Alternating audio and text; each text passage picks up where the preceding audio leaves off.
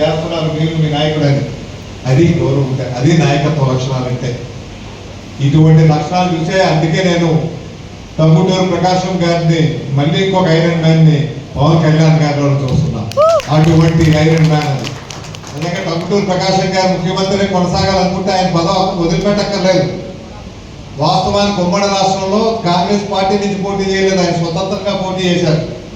ఆయన గెలిచాక నెహ్రూ గారు పిలిచి ఆయన్ని ముఖ్యమంత్రిగా చేసినటువంటి సందర్భాలు ఆ రోజుల్లో ఉన్నాయి.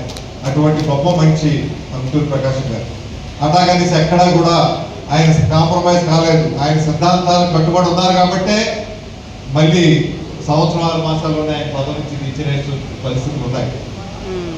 అటువంటి మహా వ్యక్తిని మళ్ళీ ఇప్పుడు పవన్ కళ్యాణ్ గారితో చూస్తున్నాం. అటువంటి నాయకుడిని, ఇటువంటి నాయకుడి కింద పనిచేయడం, నాయకుడితో కలిసి పనిచేయడం ఒక అదృష్టంగా ఈ రాష్ట్ర పునర్నిర్మాణం వైపు ముందుకు వెళ్ళేటువంటి పరిస్థితుల్లో మనం ఎవరైనా ఊహించామంటే ఇంత సంక్షేమ కార్యక్రమాలు జరుగుతాయని